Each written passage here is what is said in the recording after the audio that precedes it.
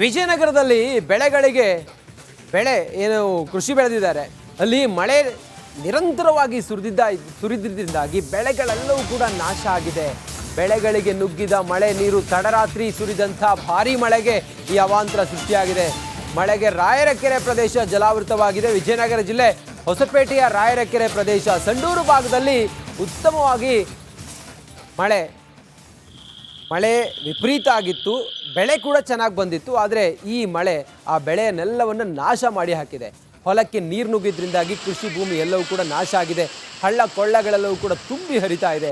ಸಂಡೂರು ಭಾಗದಲ್ಲಿ ಸುರಿದಂಥ ಮಳೆ ಇದೆಲ್ಲ ಅವಾಂತರವನ್ನು ಸೃಷ್ಟಿ ಮಾಡಿದೆ. ಹೊಲಕ್ಕೆ ನೀರು ನುಗ್ಗಿದ್ರಿಂದಾಗಿ ಬೆಳೆದ ಬೆಳೆ ಎಲ್ಲವೂ ಕೂಡ ಸರ್ವನಾಶ ಆಗೋಗಿದೆ. ಇನ್ನಷ್ಟು ಮಾಹಿತಿಯೊಂದಿಗೆ ನಮ್ಮ ಪ್ರತಿನಿಧಿ ಸುರೇಶ್ ಚೌಹಾಣ್ ಈಗ ಸಂಪರ್ಕದಲ್ಲಿದ್ದಾರೆ. ಸುರೇಶ, ಏನೇನು ಬೆಳೆ ಹಾನಿಯಾಗಿದೆ, ಈ ಮಳೆ ಏನೇನು ಅವಾಂತರ ಸೃಷ್ಟಿ ಮಾಡಿದೆ, ಜನ ಹೇಗೆ ಪರದಾಡ್ತಿದ್ದಾರೆ ವಿಜಯನಗರದಲ್ಲಿ?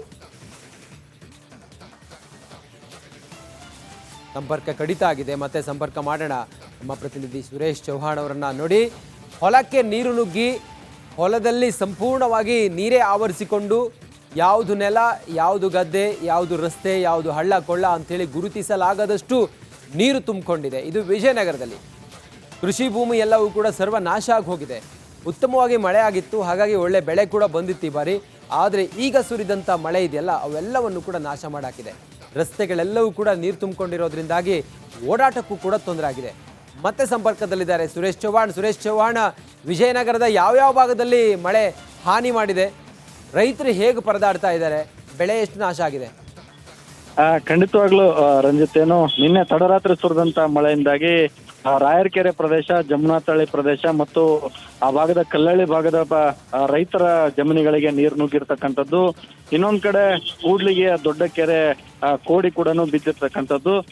ರಾತ್ರಿ ಇಡೀ ಸುರಿದಂತ ಮಳೆಗೆ ಈ ಭಾಗದಲ್ಲಿನ ರೈತರ ಬೆಳೆಗಳಿಗೆ, ಜಮೀನುಗಳಿಗೆ ನೀರು ನುಗ್ಗಿದೆ.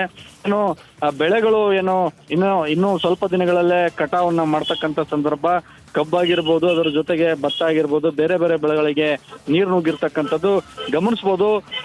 ಸಂಡೂರು ಭಾಗದಲ್ಲಿ ಅತಿ ಹೆಚ್ಚು ಮಳೆ ಆಗಿರೋದ್ರಿಂದ ಆ ಭಾಗದ ಹೊಂದ್ಕೊಂಡಿರ್ತಕ್ಕಂತಹ ಕಲ್ಲಳ್ಳಿ ಮತ್ತೆ ಜಮುನಾತಹಳ್ಳಿ, ರಾಯರಕೆರೆ ಪ್ರದೇಶ ಸಂಪೂರ್ಣವಾಗಿ ಆ ಬೆಳೆಗಳಿಗೆ ನೀರು ನುಗ್ಗಿರ್ತಕ್ಕಂಥದ್ದು. ನಿಜಕ್ಕೂ ಕೂಡ ರೈತರು ಏನ್ ಮಾಡಬೇಕು ಅಂತಕ್ಕಂತಹ ಸದ್ಯದ ಪರಿಸ್ಥಿತಿಯಲ್ಲಿ ಇರ್ತಕ್ಕಂಥದ್ದು Ranjit. Okay Suresh, thank you ತಮ್ಮೆಲ್ಲ ಮಾಹಿತಿಗಾಗಿ.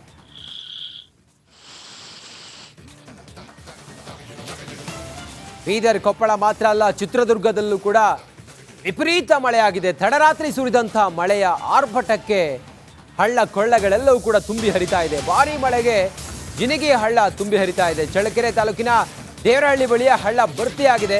ತಿಪ್ಪಯ್ಯನ ಕೋಟೆ ಕೆರೆಗೆ ಹರಿತಾ ಇರುವ ಭಾರೀ ನೀರು. ದೇವರಹಳ್ಳಿ ಗ್ರಾಮದಲ್ಲಿ ಮಳೆಯಿಂದ ಭಾರೀ ಅವಾಂತರ ಸೃಷ್ಟಿಯಾಗಿದೆ. ನಿನ್ನೆ ತಡರಾತ್ರಿ ಸುರಿದಂಥ ಮಳೆ ಇದೆಲ್ಲ ಅವಾಂತರಕ್ಕೆ ಕಾರಣ ಆಗಿದೆ. ಚಿತ್ರದುರ್ಗದಲ್ಲಿ ಮಳೆಯ ಆರ್ಭಟಕ್ಕೆ ಕೊಚ್ಚಿ ಹೋದ ರೈತರ ಬೆಳೆಗಳು. ಲಕ್ಷಾಂತರ ರೂಪಾಯಿ ಮೌಲ್ಯದ ಟೊಮ್ಯಾಟೊ ಮತ್ತು ಕಲ್ಲಂಗಡಿ ಬೆಳೆ ಸಂಪೂರ್ಣವಾಗಿ ಕೊಚ್ಕೊಂಡು ಹೋಗಿದೆ. ಮಳೆಯ ನೀರಿನ ರಭಸಕ್ಕೆ ಈ ಬೆಳೆಗಳೆಲ್ಲವೂ ಕೂಡ ಹಾಗೆ ನೀರಿನೊಂದಿಗೆ ಕೊಚ್ಕೊಂಡು ಹೋಗಿದೆ.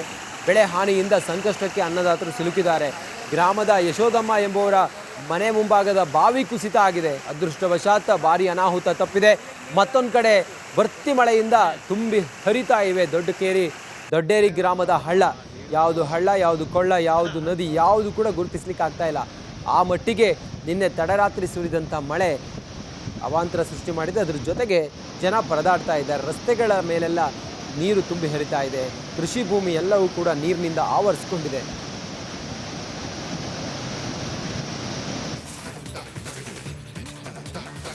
ಇನ್ನು ಯಾದಗಿರಿಯಲ್ಲೂ ಕೂಡ ಪರಿಸ್ಥಿತಿಯನ್ನು ಹೊರತಾಗಿಲ್ಲ. ಮಳೆಗೆ ಕುಸಿದು ಹೋಗಿದೆ ಪಗಲಾಪುರ ಸೇತುವೆ.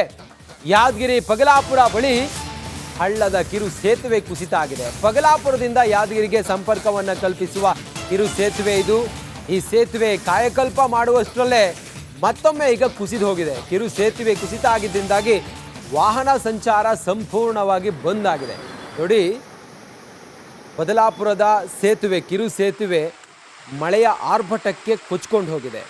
ಅದು ದುರಸ್ತಿ ಮಾಡಬೇಕಾಗಿತ್ತು, ಕಾಯಕಲ್ಪ ಆಗಬೇಕಾಗಿತ್ತು. ಆದರೆ ಅದರ ನಡುವೆನೇ ಈಗ ಮಳೆ ಕೊಚ್ಕೊಂಡು ಹೋಗಿದೆ. ವಾಹನ ಸಂಚಾರ ಸಂಪೂರ್ಣವಾಗಿ ಬಂದ್ ಆಗಿದೆ. ಪಗಲಾಪುರ ಸೇತುವೆ ಇದು ಮಳೆಗೆ ಕೊಚ್ಕೊಂಡು ಹೋಗಿದೆ. ಯಾದಗಿರಿಯಲ್ಲಿ ಮಳೆ ತಂದಿರುವಂಥ ಅವಾಂತರ ಕೊಡು ಹೆಂಗಾಗಿದೆ ಅಂಥೇಳಿ ಪಗಲಾಪುರದ ಸೇತುವೆ ಕೊಚ್ಚಿಕೊಂಡು ಹೋಗಿದೆ. ಯಾದಗಿರಿಗೆ ಸಂಪರ್ಕವನ್ನು ಕಲ್ಪಿಸುವಂಥ ಈ ಪಗಲಾಪುರ ಸೇತುವೆ, ಈ ಸೇತುವೆ ಈಗ ನಿನ್ನೆ ಸುರಿದಂಥ ಮಳೆಗೆ ಕೊಚ್ಚಿಕೊಂಡು ಹೋಗಿರೋದ್ರಿಂದಾಗಿ ವಾಹನ ಸಂಚಾರ ಬಂದಾಗಿದೆ.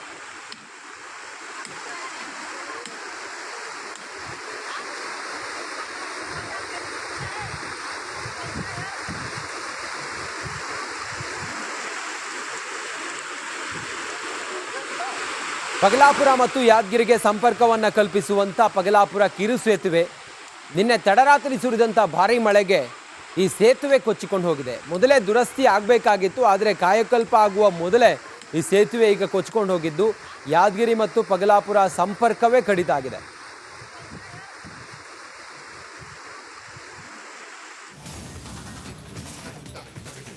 ಬಳ್ಳಾರಿ ಜಿಲ್ಲೆಯಲ್ಲಿ ಭಾರೀ ಮಳೆ ಅವಾಂತರವನ್ನ ಸೃಷ್ಟಿ ಮಾಡಿದೆ. ಸಂಡೂರಿನಲ್ಲಿ ನೂರಾರು ಲಾರಿಗಳು ಭಾಗಶಃ ಜಲಾವೃತ ಆಗಿದೆ. ಗಾಂಧಿನಗರ ರೈಲ್ವೆ ಅಂಡರ್ ಪಾಸ್ನಲ್ಲಿ ನೀರು ನುಗ್ಗಿದ್ರಿಂದಾಗಿ ಆ ಲಾರಿಗಳೆಲ್ಲವೂ ಕೂಡ ಸಂಪೂರ್ಣವಾಗಿ ಮುಳುಗೋಗಿದೆ. ಗ್ರಾಮೀಣ ಭಾಗದಲ್ಲಿ ಹೊಲಗದ್ದೆಗಳಿಗೆ ನೀರು ನುಗ್ಗಿದೆ. ಮಳೆ ಬಳ್ಳಾರಿಯಲ್ಲಿ ತಂದಿರುವ ಅವಾಂತರ ಒಂದೆರಡಲ್ಲ. ಬಳ್ಳಾರಿ, ಸಂಡೂರು, ಸಿರುಗುಪ್ಪ, ಕಂಪ್ಲಿ, ಕೊರಗೋಡು ಭಾಗದಲ್ಲಿ ಭಾರೀ ಮಳೆಯಾಗಿದೆ. ತಡರಾತ್ರಿ ಸುರಿದಂಥ ಭಾರೀ ಮಳೆಗೆ ಸಂಪೂರ್ಣ ಜನಜೀವನ ಅಸ್ತವ್ಯಸ್ತವಾಗಿದೆ.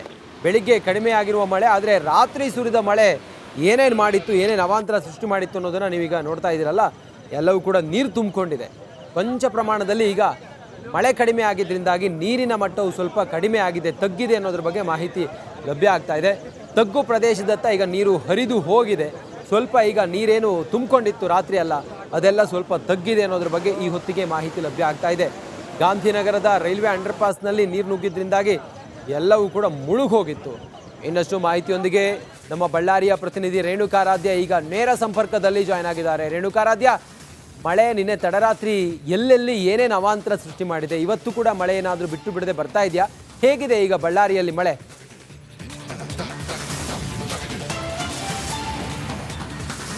ರಂಜಿತ್, ನಾನು ಆರಂಭದಲ್ಲೇ ಹೇಳ್ಬಿಡ್ತೀನಿ, ಸದ್ಯ ಈಗ ಬಳ್ಳಾರಿಯಲ್ಲಿ ಮಳೆ ನಿಂತಿದೆ. ಆದರೆ ಮಳೆ ನಿಂತರೂ ಕೂಡ ಸಂಡೂರು ಭಾಗದಲ್ಲಿ ಸಾಕಷ್ಟು ಪ್ರವಾಹ ಪರಿಸ್ಥಿತಿ ಮುಂದುವರೆದಿದೆ ಅಂತ ಹೇಳ್ಬೋದು. ಯಾಕಂದರೆ ಆ ದೃಶ್ಯದಲ್ಲಿ ನೋಡಿದರೆ ಗೊತ್ತಾಗುತ್ತೆ, ಸಂಡೂರು ಭಾಗದಲ್ಲಿರ್ತಕ್ಕಂಥ ಮೈನಿಂಗ್ ಏರಿಯಾದಲ್ಲಿ ಸಾಕಷ್ಟು ಮಳೆ ಅವಾಂತರ ಆಗಿರ್ತಕ್ಕಂಥದ್ದು. ಸುಮಾರು 150ಕ್ಕೂ ಹೆಚ್ಚು ಲಾರಿಗಳು ಮಳೆ ನೀರಿನಲ್ಲಿ ಜಖಮ್ ಆಗಿರ್ತಕ್ಕಂಥದ್ದು. ಅದರಲ್ಲಿ ಪ್ರಮುಖವಾಗಿ ಸಂಡೂರಿನ ದೋಣಿಮಲೆ ಬೆಟ್ಟ ಆಗಿರ್ಬೋದು. ಈ ದೃಶ್ಯದಲ್ಲಿ ರಂಜಿತ್, ಈ ದೃಶ್ಯದಲ್ಲಿ ನೋಡ್ಬೋದು ಬಳ್ಳಾರಿ ನಗರದಲ್ಲೂ ಕೂಡ ಸಾಕಷ್ಟು ಅವಾಂತರ ಆಗಿದೆ. ಬಳ್ಳಾರಿ ನಗರದಲ್ಲಿರ್ತಕ್ಕಂಥ ಹಲವು ಅಂಡರ್ ಪಾಸ್ಗಳು ಈ ರೀತಿಯಾಗಿ ಮುಳುಗಡೆಯಾಗಿದೆ. ವಾಹನ ಸವಾರರು ಈ ಅಂಡರ್ ಪಾಸ್ನಲ್ಲಿ ಹೋಗೋದಕ್ಕೆ ಕೂಡ ಕಷ್ಟಪಡ್ತಕ್ಕಂಥ ಸನ್ನಿವೇಶ ಈಗ ನಿರ್ಮಾಣವಾಗಿರ್ತಕ್ಕಂಥದ್ದು. ಇದು ಬಳ್ಳಾರಿ ಗಾಂಧಿನಗರದಲ್ಲಿರ್ತಕ್ಕಂಥ ಅಂಡರ್ ಪಾಸ್. ಈ ರೀತಿಯಾದ ಸನ್ನಿವೇಶಗಳು ಇಲ್ಲಿ ನಿರ್ಮಾಣವಾಗ್ತಾ ಇದ್ರೆ ಅಂದರೆ ಇದು ಬಳ್ಳಾರಿಯ ದೃಶ್ಯವಾದರೆ, ಇನ್ನೊಂದು ಕಡೆಗೆ ಸಂಡೂರಿನಲ್ಲೂ ಕೂಡ ಇದೇ ರೀತಿಯಾದ ಸನ್ನಿವೇಶ ನಿರ್ಮಾಣವಾಗಿದೆ. ಸುಮಾರು 150 ಲಾರಿಗಳು ಜಖಮ್ ಆಗಿವೆ. ಸಂಡೂರಿನ ಕುಮಾರಸ್ವಾಮಿ ಬೆಟ್ಟ ಆಗಿರ್ಬೋದು, ದೋಣಿಮಲೆ ಆಗಿರ್ಬೋದು, ಅದೇ ರೀತಿಯಾಗಿ ಸ್ವಾಮಿಮಲೆ ಬೆಟ್ಟದಲ್ಲಿ ಸಾಕಷ್ಟು ಮಳೆ ಆಗಿರ್ತಕ್ಕಂಥ ಹಿನ್ನೆಲೆಯಲ್ಲಿ ತಡರಾತ್ರಿ ಸಾಕಷ್ಟು ಅವಾಂತರ ಆಗಿತ್ತು. ಸುಮಾರು 150 ಲಾರಿಗಳು ಜಖಮ್ ಆಗಿದ್ದು. ಈಗ ಒಂದಷ್ಟು ಮಳೆ ಕಡಿಮೆ ಆಗಿರ್ತಕ್ಕಂಥ ಹಿನ್ನೆಲೆಯಲ್ಲಿ ಈಗ ಒಂದಷ್ಟು ಅನಾಹುತಗಳು ಕಡಿಮೆ ಆಗಿದೆ. ಆದರೆ ಸುಮಾರು 50ಕ್ಕೂ ಹೆಚ್ಚು ಲಾರಿಗಳು ಸೀಸ್ ಆಗಿವೆ, ಅಂದರೆ ಇಂಜಿನ್ನಲ್ಲಿ ನೀರು ಹೋಗಿದೆ, ಬ್ಯಾಟರಿಗಳು ಹಾಳಾಗಿವೆ. ಇದು ಕೇವಲ ಬಳ್ಳಾರಿ ಅಥವಾ ಸಂಡೂರಿನ ಪ್ರಶ್ನೆಯಲ್ಲ, ಸಿರುಗುಪ್ಪ, ಕುರುಗೋಡು, ಕಂಪ್ಲಿ ತಾಲೂಕಿನಲ್ಲೂ ಕೂಡ ಸಾಕಷ್ಟು ಮಳೆ ಆಗಿರ್ತಕ್ಕಂಥ ಹಿನ್ನೆಲೆಯಲ್ಲಿ ಸಾಕಷ್ಟು ಅವಾಂತರ ಆಗಿದೆ. ಇವತ್ತು ಕೂಡ ಮಳೆ ಬರುವ ಮುನ್ಸೂಚನೆ ಇರತಕ್ಕಂಥದ್ದು. ರಂಜಿತ್, ರೇಣುಕಾರಾಧ್ಯ, ಯಾಕೆ ಹಿಂಗಾಯ್ತು? ನಗರದಲ್ಲೆಲ್ಲ ಏನು ಮೋರಿಗಳ ಬ್ಲಾಕ್ ಆಗಿದ್ವಾ? ಅಂಡರ್ ಪಾಸ್ಗಳು ಈ ರೀತಿ ತುಂಬೋದಕ್ಕೆ ಏನು ಕಾರಣ?